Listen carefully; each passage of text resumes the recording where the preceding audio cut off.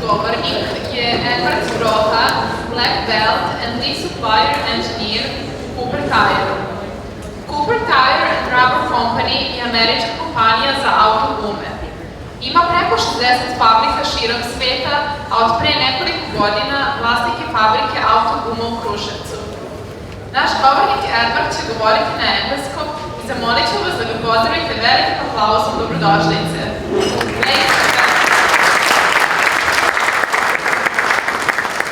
Edward Trocha, black belt and lead supplier engineer, Cooper Tire.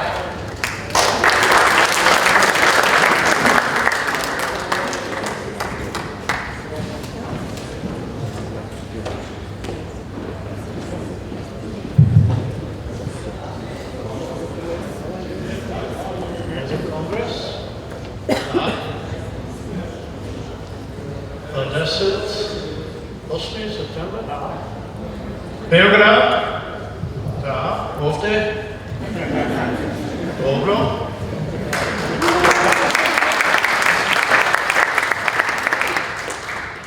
Trocha, continuous improvement leader, da, dobro. Dobar dan. Hvala vam puno na pozivu. Čast mi je što sam ovde sa vama. Izvinite, ali moj srpski nije dovoljni dobar, tako da ću nastaviti na engleskom.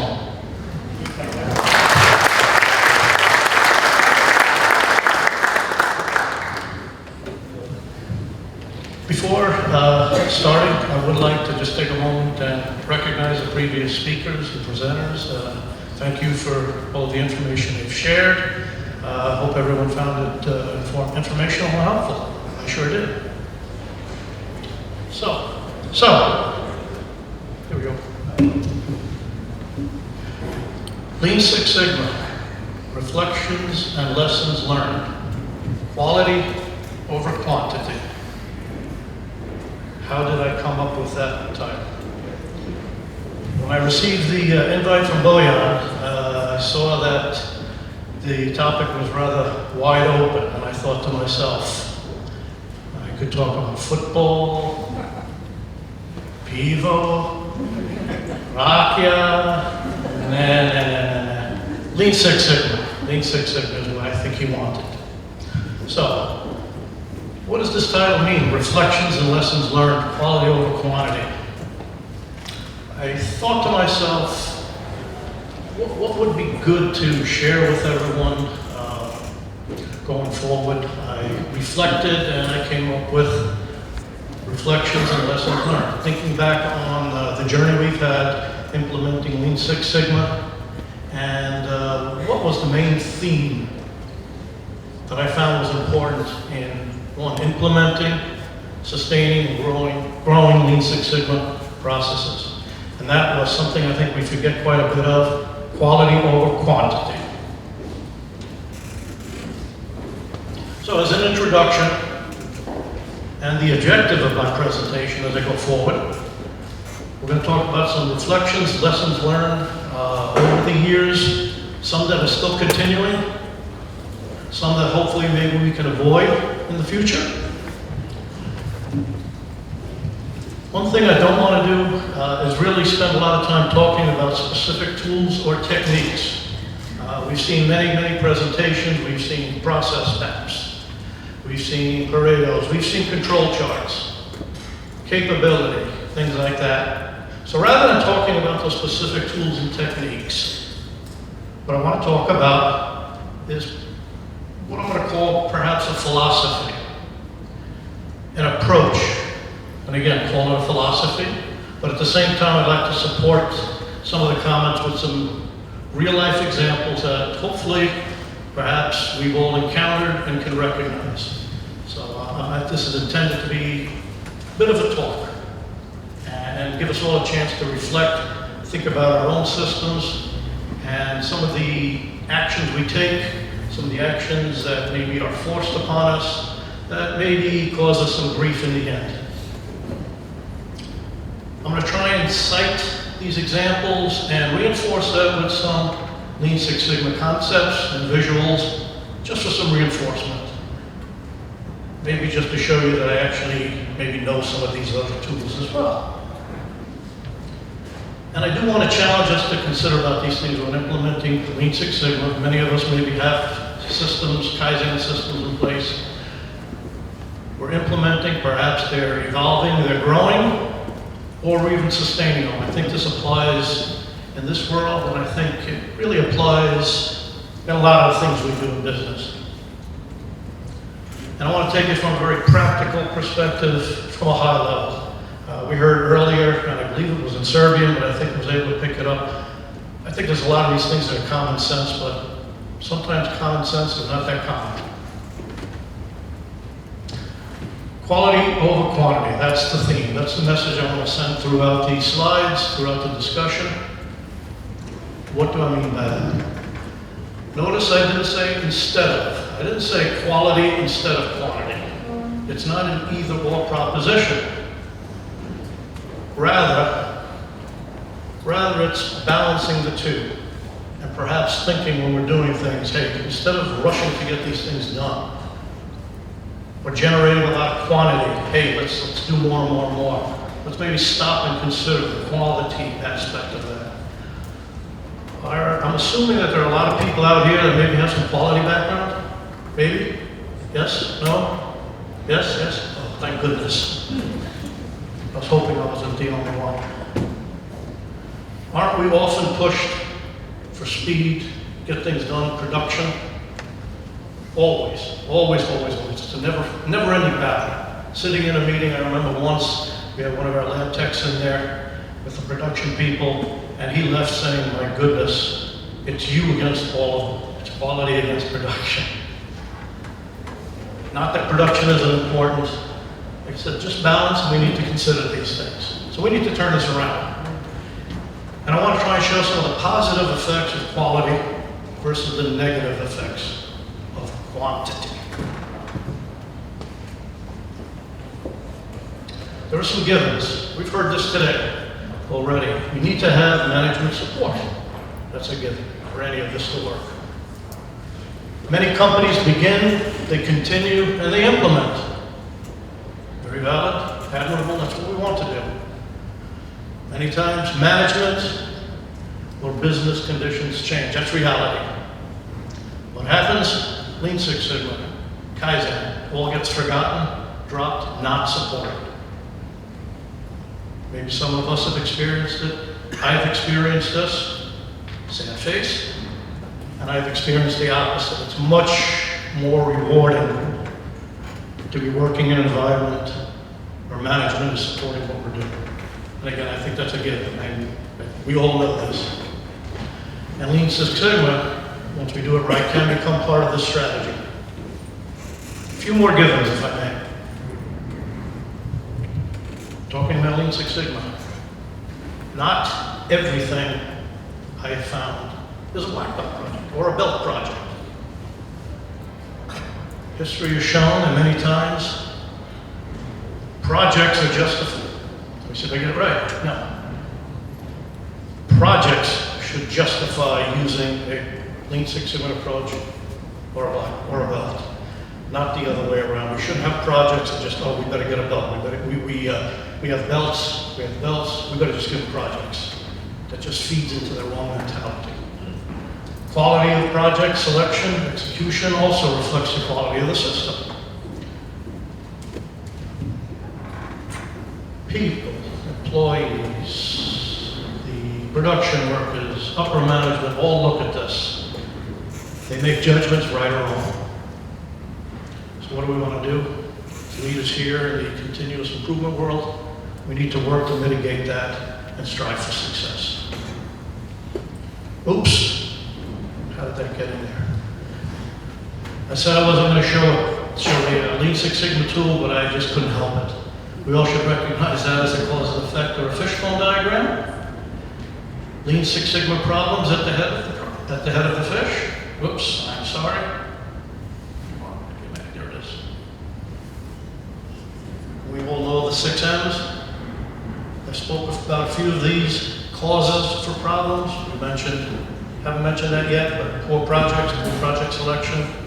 And I put that there with Mother Nature since it's an overriding system, our environment that we're working in, lack of management support. Weak belts, we're going to talk about that a little bit. So as we go, I kind of narrowed it down to 3 topics. Belt selection, I want to try and give some examples with training and pit tests. We all have had a lot of experience with pit tests. I've seen that, it's fundamental in a lot of the Kaizens we're doing, building our systems. And there are things to be aware of. So, first and foremost, pick good people. Quality. I'm going to get to the quantity portion very shortly. Quality belts, not the quantity, are the foundation. It's like building a house. I think we can relate to that. Not everyone is cut out to be a belt. I'm going to guess that many times we're forced to put people into jobs that perhaps they don't want, or perhaps aren't ready for. Not everyone's cut out to be a belt. I think hopefully we all recognize that. Some people don't have a personality, maybe they don't like the statistics, math scared them in elementary school, whatever. What happens? It shows in their work. We get what we pay for. You can't expect a mechanic to go in and be forced to become a surgeon. I don't think we're going to be too happy with the results, especially if you have patients sitting there. Am I right? No. Let's minimize the variation from outlier belts. There's a topic, variation reduction. Six Sigma is all about, right? We want to reduce variation. So if we have a consistent group of belts, the quality that they're producing, and we have some belts that are a little bit weak, perhaps don't belong, perhaps they show up as a have a control point on a control chart.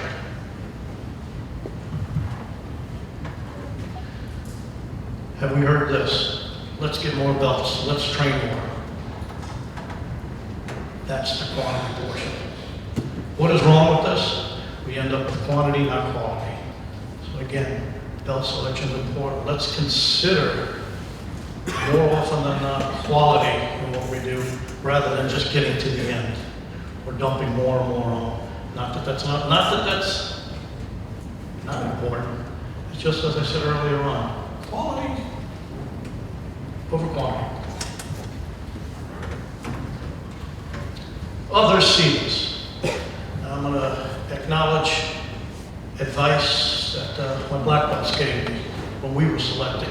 And I am learning this, and I'm trying to follow this very, very strictly. As we're growing up with our black belt program, our belts advance and become leaders, move into other jobs. We want to fill them with other trainees, and I think they caught on to this very early. Let's make sure we pick people that want to be in this, not forced to be in this, because if they want to be in it, they're going to do a good job. Don't compromise the quality of the group, especially if we've got a good thing going. It hurts the operation and the department. It's bad for what? We're all talking about change management, changing the culture. What do we expect our leaders, our black belts, and the folks that are driving our programs to do? Get out there and engage the workforce. Talk with them. Show them things. And if we have weak belts that perhaps aren't as enthused and don't have a passion for what they're doing in the black belt world, how can we expect them to go out there and talk to somebody and relate to them and get them to do the same thing? It does reflect on the organization and perception and results. People will look at it. How often have we heard, oh, that's all they do? Well, unfortunately, many times all they see is the bad, not the good. So again, you're going to hear me say this over and over again. Let's try and consider quality over quantity.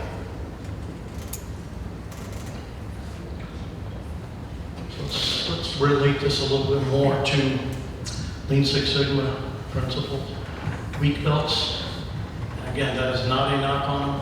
It's just that maybe we haven't put them in the right position. We haven't considered that. Equal non-value added waste. How? An example. A green belt with minimal interest. Doesn't care, doesn't want to be there, doesn't quite have the personality to do it, doesn't really get engaged, doesn't want to tackle, doesn't dive into the projects and the work they're trying to do. So what happens? We have mentors working with them. We end up having multiple discussions. We have to follow up with them. We have to follow up, and then sometimes you have to get involved and work with them. What is that? That's waste. That's time. Project stall. And if it's an important enough project, it may not get done on time. So now we're affecting speed, we're affecting quantity, we're affecting the results. Wasted and lost time due to a poor quality belt. One of the wrong belts. Lean, what do we do with lean? We want to reduce waste, don't we? That's what it's all about. We heard that earlier today. We talked about the types of waste. We call it wimpy. And for everyone's reminder, which we saw before, it's what? Defects, overproduction, transportation, waiting, inventory, motion, overprocessing, and intellect. Let's remember that last one. Now, I mentioned earlier in the beginning of my talk, I was going to try and relate the Six Sigma concepts with quality and implementing. Inventory waste. Many poor belts, there's our type of waste, produce waste. But their skills, remember, maybe we had them in the wrong job. Maybe better used elsewhere. So their intellect is not wasted. Think about that. Let's go to a training example. Yes, this is one. I was in some meetings very recently, and this is what we heard. Let's just train a lot of people, let's get the numbers. But what happens? We can't afford to get people off the job. Let's get them done, let's get them done. Well, we feel we've trained them adequately and effectively. They go out there, few remember what was taught, and something goes wrong. What do we say? What do we hear? Well, they were trained, something must have gone wrong. Then what do? We go back and do it again. Did I see a nod of a head? Did I see someone's head nodding there? Yes. I love the saying, we never have time to do it right the first time. Everybody says that. But you know, we always seem to find time and money to do it over again. That's also wasted. Quality over quantity. Some 5S examples. We had a bit of a 5S, a pet desk reset moment recently in the plant. We did it properly in the beginning. We started slowly, we wanted to make sure we did it right. But human nature took over, we got a little comfortable, so we wanted to do some more 5S areas. Here came the quantity portion of it. Months later, we started recognizing that we were not as good as we were before. We caught it early enough.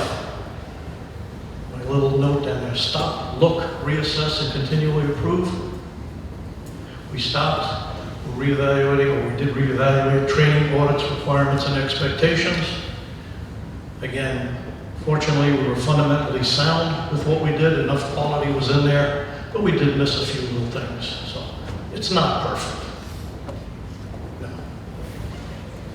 Something always happens. We use the word shift. There is an F in there. Shift happens. But we need to manage and recognize it. Sometimes plants do fall into that trap of quantity over quality. They rush out, we do a bunch of 5S zones.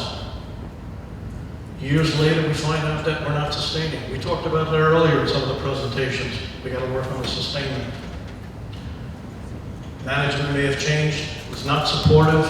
They didn't realize that 5S is made up of 5S's. Sort, set, shine, standardized, and sustain. They think it's just cleaning a few things. didn't understand it. And sometimes you have to start all over. That's a waste. We didn't consider and value quality enough. Lessons learned. So let me wrap up if I could. I just want to kind of tie some of these concepts together. Again, we talked a lot about the how to do things, but what I was trying to do was take a step back and look at the overall system that we're doing and making sure we're considering enough things. Considering the quality over the quantity, putting that first as we go. Here's an analogy. It's like speeding down the highway. You're going on a long trip, you want to get from here to there. That's speed. Maybe we should stop and think about that trip. When we rush things and we miss things, we have to go back and revisit. Think about that trip on the highway. There's a lot of things we're missing in there, isn't it? Nice places to see, different foods. We're going to learn a lot from that. Make it a journey. See and experience a lot. Don't rush, don't cut the corners. And it is all about costs in the end many times. It does cost. Again, like I said earlier, we just need that friendly reminder. So, it is the right thing to do.